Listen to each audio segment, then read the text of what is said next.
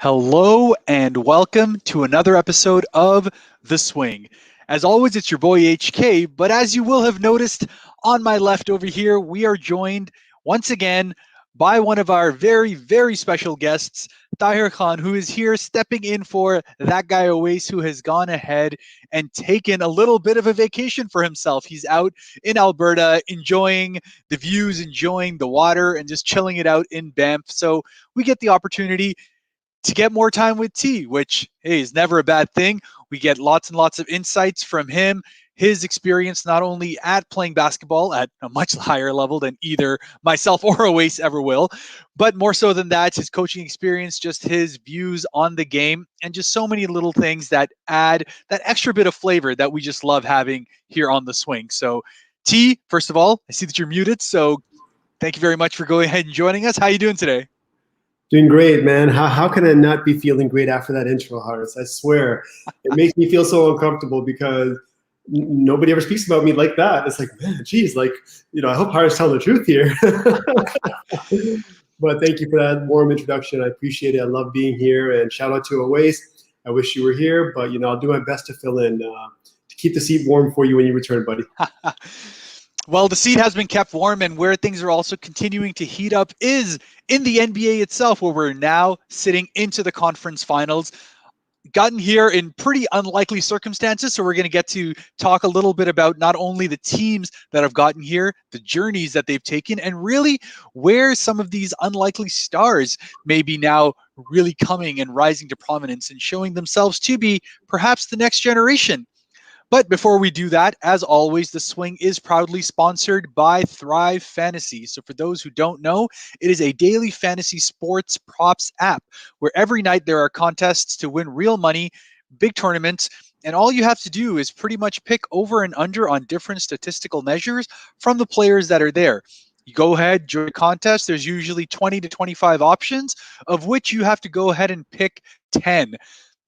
And of course, the riskier the pick, the more reward that comes with that. So, if you happen to think that Trae Young, who we don't even know if he's going to play today, is going to be dropping 30 plus, that may be potentially an option. If you pick the over, that might be getting you a little bit more. And at the end of the night, whatever you happen to rack up is going to be put up against all the other players inside that tournament, and you will win real money.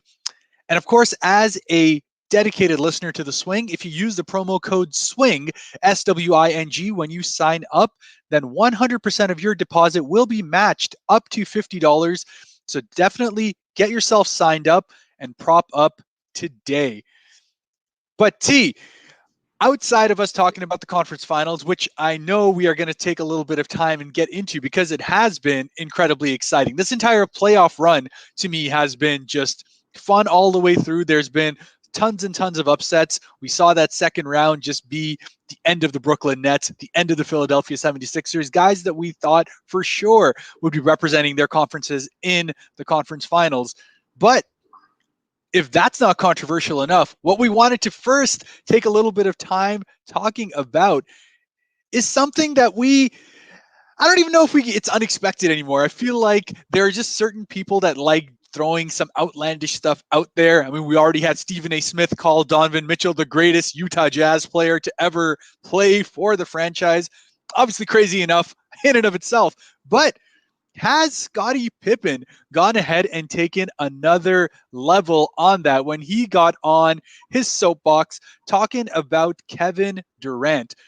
Now, obviously, Kevin Durant, right now, part of the Brooklyn Nets, unfortunately did not make it past the second round in a tough 7-game series where obviously the Brooklyn Nets were incredibly hampered, lost Kyrie Irving, had a less than 50% James Harden, and against a team like Milwaukee, who, much as I've said in earlier podcasts here, to me were the prohibitive favorites going into it before some of those trades happened to kind of build up that Brooklyn Nets team to what it looked like. But Scottie Pippen goes on record and essentially just trashes Kevin Durant, telling him that he's essentially proven he's not what LeBron is. He's not the kind of player that LeBron is because he tried to score his way through the series, or he just tried to beat the Milwaukee Bucks himself instead of utilizing his team. And that if someone like LeBron was there, they would have gone ahead and found a way to go ahead and win that series. Now, before I even get further, because KD did clap back, I want to take your opinion on this because, look, to me, it's just absolutely ridiculous. I don't realize or understand why the hell Scottie Pippen is talking about stuff like this. But really, what is your take on this? What is Scottie Pippen trying to say? Really, is he even in any sort of a ballpark to be saying something like this? Wow, what a start. As you said, there's so much to talk about, but I've been meaning to share my thoughts on this matter for a while. I mentioned this to you before. And this is fresh. I haven't tipped my hand. I haven't told you how I feel about this. So this is coming to you guys live, fresh. It's nuance. I am not going to be, just, oh, this person is wrong or this person is right. The way I see it is I believe Scottie Pippen does have a platform. He's an analyst. He has been involved with ESPN for quite a while. And so he does have a platform to speak on matters. He does critique players. And I want to first start off by saying that I love Scottie Pippen. I think he's one of the greatest players of all time, one of the greatest two-way players of all time, and I love Kevin Durant as well. Kevin Durant might be the greatest scorer of all time in the NBA when he's done. So that's the first thing, just to really set the stage for these two guys. I didn't have a huge problem with a lot of what Scottie said. I didn't think it was that unfair. I think that he was critiquing some part of Durant. He actually said that Durant is a better scorer than LeBron, which he is. But then he said LeBron is a better player, finds a better way to, involve his team and ultimately win more often. And you know very well, I'm not a huge LeBron fan, but I can't argue with that either. LeBron has been more successful than Kevin Durant. LeBron is a greater player than Kevin Durant, period, to this point. And so I don't think his analysis was that unfair. He was a little critical of Kevin Durant, but not overly so. And the one thing I found odd with what he did was that I feel as though Kevin Durant couldn't have done much more. So that's where I was like, come on, Scottie, really, is this now the time to really take a shot at KD? Because what more do you want a guy to do who's coming off of an injury? Harden was like, I'm not even going to insult him by saying 50%. He may have been 30% of himself. He couldn't hit wide open shots. He had no lift. His legs, he couldn't move. No Kyrie. He was up against a formidable, team that was coming together well. And he did everything he could. Right. So it's nuanced for sure. But I do believe that Scottie has the right to critique players. That's his job. He gets paid for that. He's on podcasts. He's on shows. He's on The Jump. He's on this. He's on that. That's what they pay him to do. Right. So it's not unfair. I don't think he was hating. I just think he was giving his opinion. And you know what? There's absolutely merit in that side of things. Look, he himself, having been a guy that's essentially been in Michael's shadow in many ways, but when he had the opportunity to be able to go and play on his own after, even in the year that Michael Jordan had gone ahead and retired, he pretty much put himself up at MVP level as far as his statistics were concerned. The Chicago Bulls were playing incredible basketball all the way through, but it's just one of those things where, look, I get in some way where Scottie's coming from, but it's just like, why? Well, what is gained in saying something like this at this point? Because frankly, Kevin Durant could retire today, and it's not like his legacy is going to take any more of a hit than what it already is in terms of his echelon. There's not too much more room to fall. And potentially, I guess you could say there's room to grow if he was to win a couple more on top of it. But really, he's already established himself in my mind as one of the 15 to 20 best basketball players that have gone ahead and played. He's, as far as scoring prowess is concerned, it's just unmatched for the size that he has, the efficiency that he scores with, just the variety of ways in which he can score. He's just absolutely unguardable. So it's just one of those things where I get it. I wish Brooklyn would have been able to, pull it through, and it would have probably done a lot for that Kevin Durant narrative as far as being able to carry all of that. Because look, I just feel like in all of this, the Milwaukee team is kind of being underrated for what they went ahead and pulled. Because look, even when they were down, they still came back in that game 3 and just complete defensive masterclass where they went ahead and really choked up how Kevin Durant played. It was an 86-83 game. And I just think by and large, they had the right idea of what the rest of the Brooklyn Nets were trying to do. They were just trying to get Kevin Durant free as much as possible, but they were just like, look, at some point, Kevin Durant's going to tire out. At some point, if we keep being physical with him, the other guys are not going to be able to carry that load. Bruce Brown, Joe Harris, who had a terrible series, like all these guys that are just not able to kind of keep up. While, as you said, James Harden, 30% at best, was trying his hardest, playing the minutes out there, still trying to facilitate, but obviously was just a non-factor as far as the offense was concerned. So it was a no-win situation, and honestly would have been something incredible and great if they were somehow able to pull off that Game 7. But I honestly didn't expect that to happen. So I'm not all that down about it. And I don't think Kevin Durant's going to be all that down about it either, because clearly in him clapping back over here is like straight up like doesn't matter. He just went back at Scottie, talking about how he had his own issues with the coaching, with play calls, all of this stuff. And I mean, Scottie's not helping his own situation by talking about other things related to Phil Jackson. He's making racialized plays. Like, there was so much stuff that he kind of said in this entire thing, where the KD comment just kind of came to the top because, well, as Kevin Durant is more than happy to get on social media to talk about anything. Yeah, no, for sure. That happens. These top guys just going at each other about things, and it's just the age that we're in that we actually go ahead and get to see this beef up front and center, and not probably in the locker room as it would have been in the past. No, for sure, Harris. And that's why I said from the start, this is a nuanced situation. I think Scottie was within his right to say what he said because he gets paid to do this. Did he have to? Was it the best timing? No, maybe not, because what more could Kevin Durant do? What he was doing was superhuman, and he almost pulled off the impossible. He had no business winning that series. But that being said, I'm going to flip this. I think what Kevin Durant did was super weak, super soft. You know what? He got personal, which shows that he got caught up in his feelings, which is what KD does. As great as the player as he is on the court, he is soft as Jell-O pudding off the floor, sensitive as hell. Bro, how are you going to go at Scottie about the thing where he quit or whatever, and about the Phil stuff? It has nothing to do with what he's saying about you. It's not personal. He's just critiquing you. And for KD to get that upset, to clap back and take personal shots, well, now then what Scottie is supposed to come back at him and start talking about how you bought a championship in Golden State. You bought 2 championships actually because you couldn't win on your own. And then the year Scottie lost was the main guy in Chicago, and he had like an MVP type year. He had no second guy. He had no MJ to him. He had no Scottie Pippen to Scottie Pippen, right? And so while MJ always had Scottie when they won, who did Scottie have? Maybe if you give him another, top level player, he's winning another championship on his own as well. So this is very nuanced, but I just think that Kevin Durant, that was uncalled for, taking shots that are not at all related to what Scottie critiqued him on. Scottie critiqued him on specific things.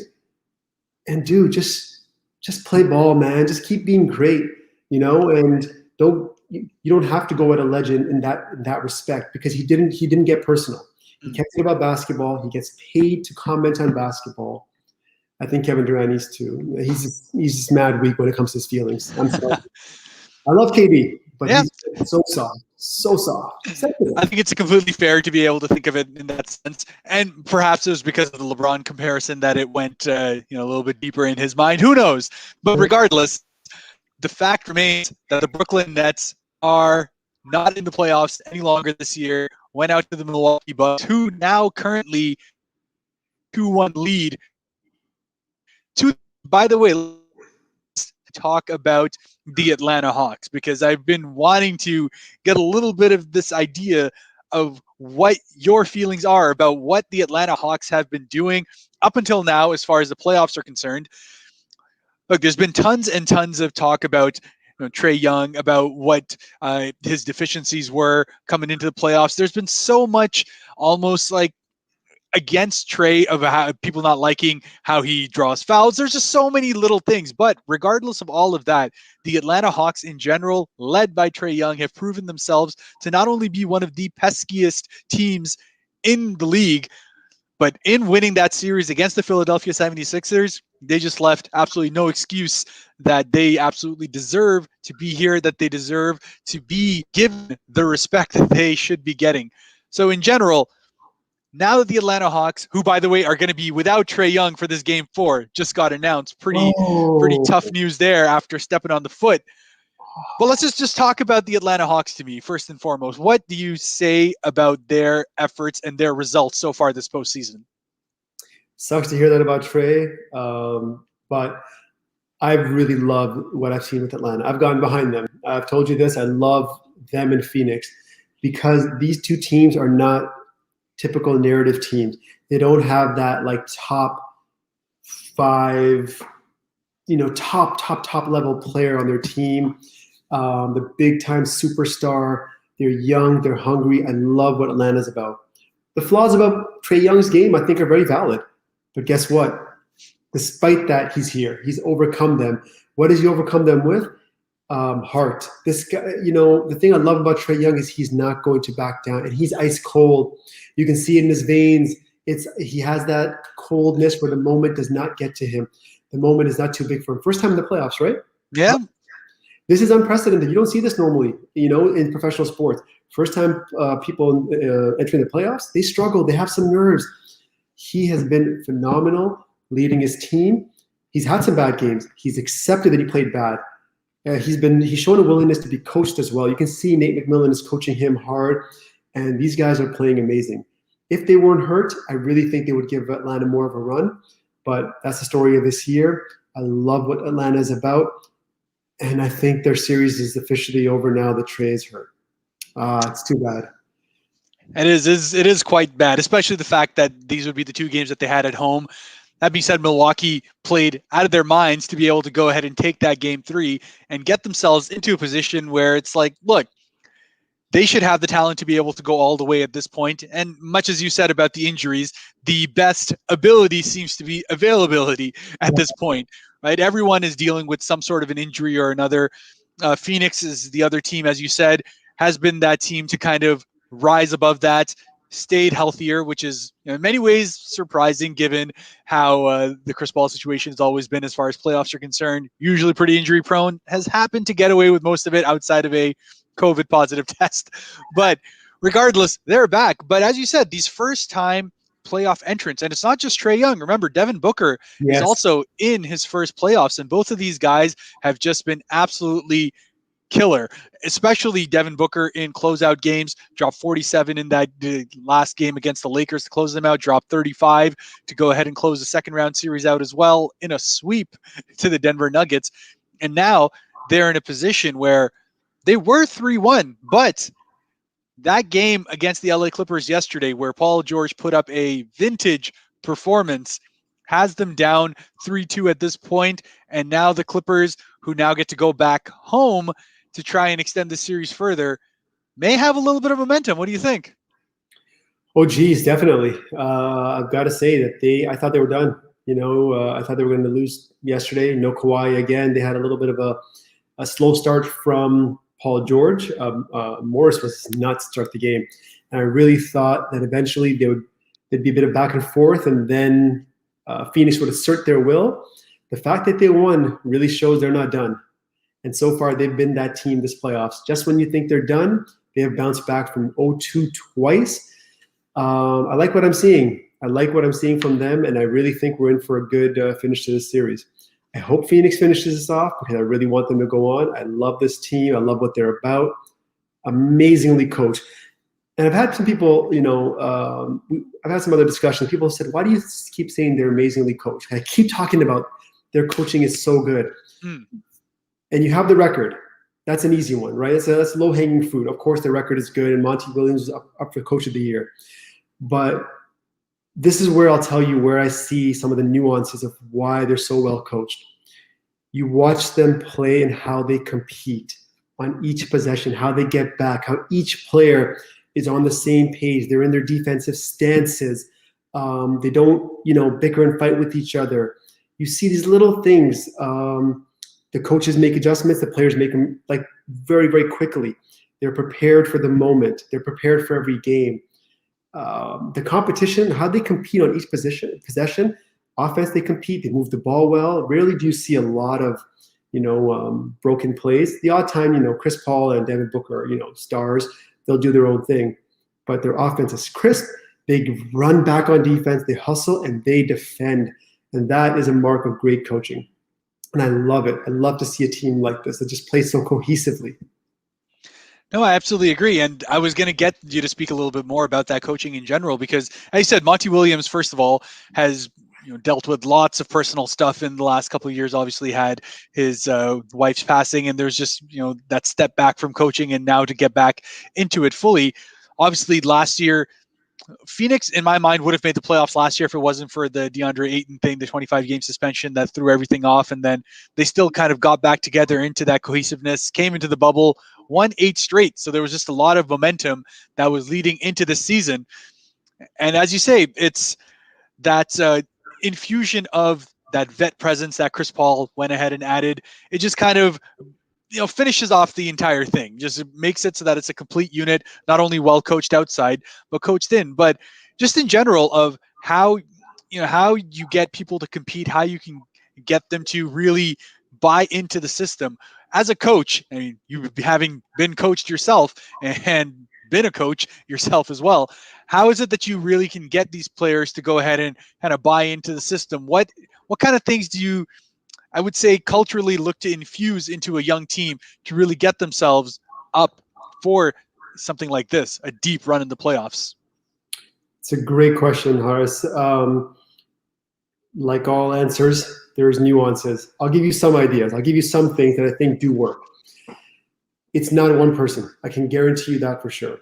There's a tone setting that starts from the top. And the first step is getting the right players. The right coach and the right players.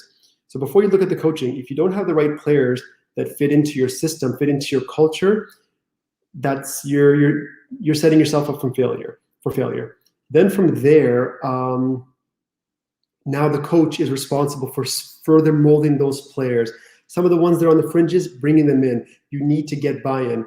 And if you don't get players that buy in, you just can't win. That is the biggest thing. And how do you get buy-in? When, again, you want players that you know are going to buy in. Scouting is a nuanced game. It's not just about the type of player or their physical abilities, whether they can shoot. It's also their personalities. You do scout these things. You do scout the mental side of players, how they compete, their attitudes. These are all done before you draft them or even when you see them in the league. So developing or bringing in the right player, then it's the leaders on their team. You also need extensions of the coaches.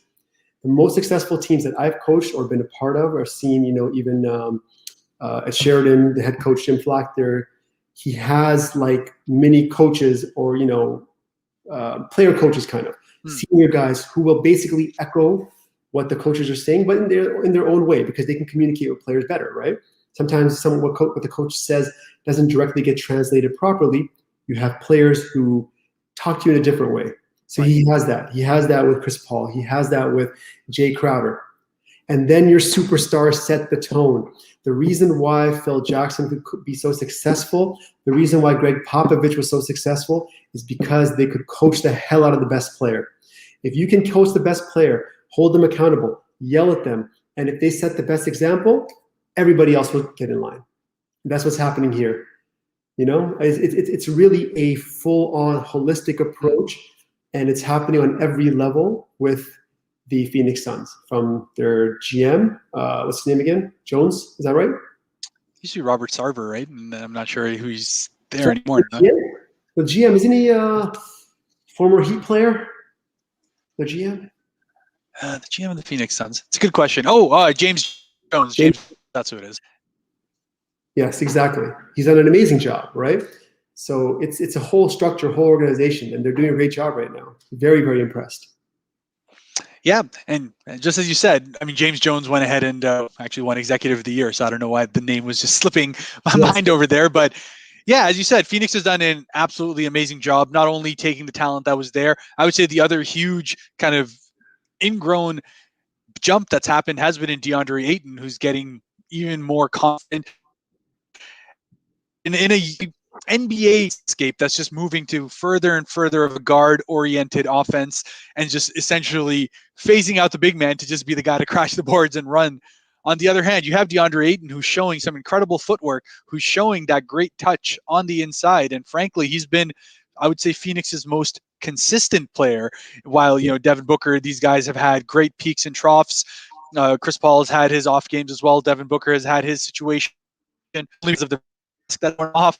But regardless of all of that, it's kind of been that calming presence of DeAndre Ayton that's in many ways allowed the rest of the Phoenix Suns to just do their thing. And that you have that guy on the inside that you can throw it to when you need a bucket and when you just plain and simple need something to calm the offense down, because that's what happens in the playoffs as things slow down and as things get a little bit chippy. Sometimes you need a DeAndre Ayton kind of guy to be able to just kind of get away. So totally on board. I do like how the Phoenix Suns are. As much as I have a personal vendetta against Chris Paul, I am okay with this Phoenix Suns team going.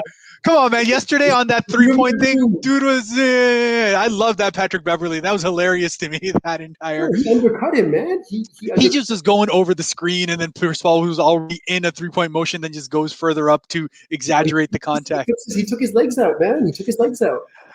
Like I say, he took his legs out. And I don't think a person like Chris Paul, especially at his age, wants to fall like that. Trust me, that's a dangerous type of fall. There's falls you can flop on. You don't want to fall on your back like that at any age. And usually that happens when you lose control, whether you're going in for a dunk, you've seen it, or a layup, and somebody comes in, pushes you in your lower back or gets your legs, clips you, and then you usually lose your balance and you fall on your head. So I don't think he flopped there. I do think it was a dirty play. But come on, Harris, we got to put our personal bias aside and give him his due. He is the calming presence, not DeAndre Ayton. DeAndre Ayton is the consistent one who gives them all the hustle stuff that they need, but the calming presence to bring this team to the next level has been Chris Paul. He has unlocked their offense. He's unlocked. You cannot take away his impact with DeAndre Ayton. He works so well with big men. Yeah. He's allowed Booker to play off the ball or on the ball. And then the emergence of Cameron Payne. Oh my goodness, he is balling. Hey, that's coaching. Bringing out the best of your players. I love it. Yeah. Look, every great playoff run always needs that role player, that side guy to go ahead and step up, not only for the team's confidence, but just in general for their own confidence. It's like that entire story that gets made. And Cameron Payne has been that story for the Phoenix Suns. 100% just been that instant offense guy for him. And, well, like I said, they're on the precipice of an NBA Finals, one win away. We'll have to see whether they can go ahead and do it on the road.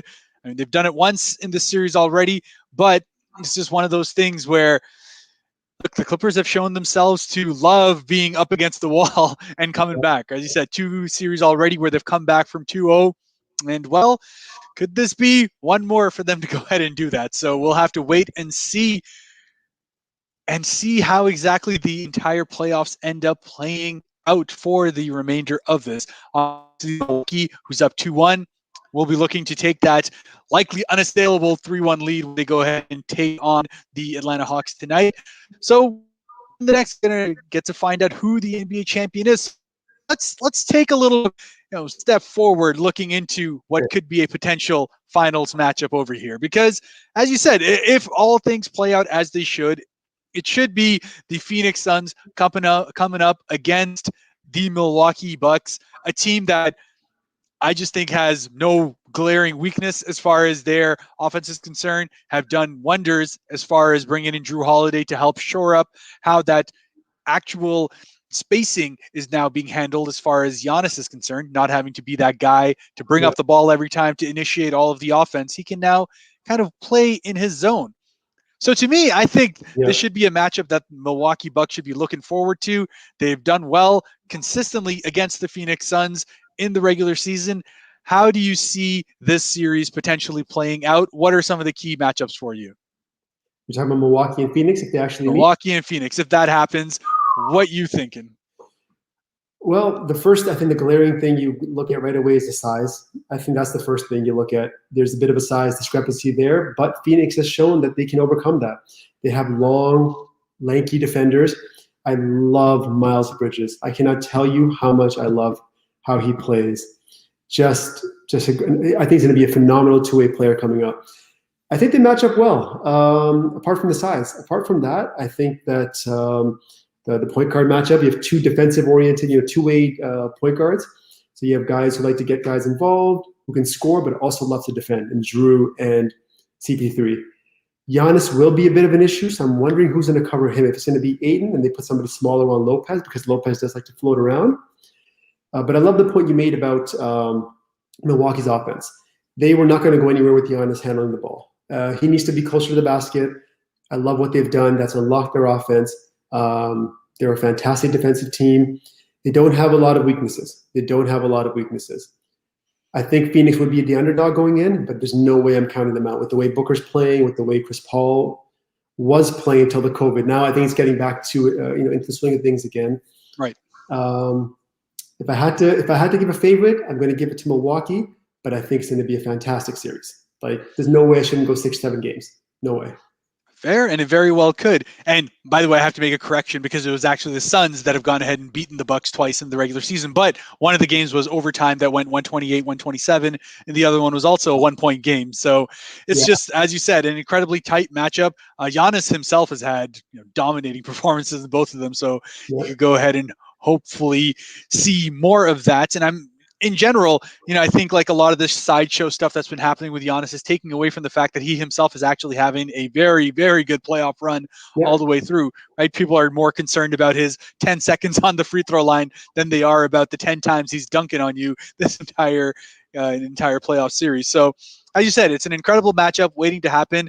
And as always on the Swing Podcast, when and if that matchup happens, we're going to get the opportunity to break it down in depth. We'd love to have you back on, T, with that guy Oase also returning within, I'd say, a week and a half. So if not for the next podcast and the one after that, we'd like to do some in-depth breakdown of what we're seeing when the finals actually get going. But until then, this was HK. This is T. And by the way, before we get going, T, I know you started a little bit of your own initiative as far as Offbeat Life is concerned. Obviously, we've spoken about Offbeat Life in general, your entire initiative as far as creating incredible vegan meal guides. There's a lot of long-term stuff that you're looking to build on with that brand as well. And I know you have started a podcast of your own to speak a little bit more about Offbeat Life and everything that it has to do with having a healthy lifestyle. So why don't you just tell the viewers a little bit about what it is that you've been doing with that now? Yeah, thanks, Harris. I appreciate that. Offbeat Life is a health and wellness brand channel that's focused on plant-based eating. So we're just trying to encourage people to be healthier, focus on fitness, but definitely improve that eating component. It's a lifestyle channel. We have an Instagram account. Everything is at Offbeat Life. We also have a YouTube channel where we release, videos on whether it's recipes, tips for better sleep hygiene, gut health, you name it. We're covering a lot of topics surrounding health and wellness. The podcast just got dropped. The first episode was released about a week ago on Google Podcasts, on Apple Podcasts. And, a lot of people must be wondering, like, wow, it's a lot of stuff. Why YouTube? Why the podcast? The simple answer is the podcast lets us have a more informal, deeper dive conversation, a real conversation. We really dive into issues. YouTube is short. Instagram is like, a blink of an eye. So we get to talk about topics in a bit more detail.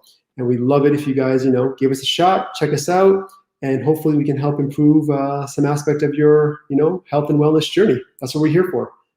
And there you go. Soon, there's some cool things coming soon. Watch out. We're about to drop some. This is fresh. This is hot off the press. There's going to be some contests coming up where we're going to be giving people a chance to try out some food. We'll be doing some food drops, some samples coming out soon. And watch out. Offbeat Food, Offbeat Kitchen. So okay, the Offbeat Kitchen is coming. There you go. Buzz Bites and Offbeat Kitchen collab. Watch out. I like it. I like the collaboration. As you know, the Swing Podcast is going to be there to try it out, get some of our own Offbeat Life bites in there. So looking forward to that. We might have to do a live session where we do an Instagram live and the Swing is trying out some food and giving us live feedback, letting the people know right there. And it could flop in my face. I don't know. You only find out if you join us. Yeah. I don't think it'll Chris Paul in your face. Don't worry about it.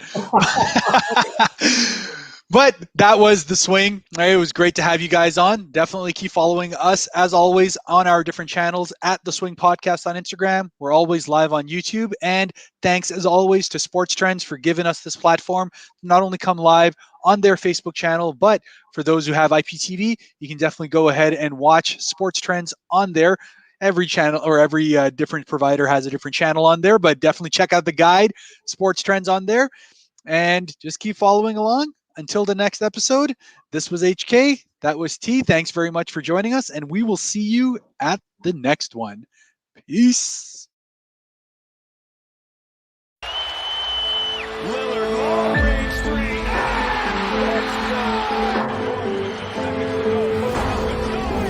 Defended by Simmons. Is this the dagger?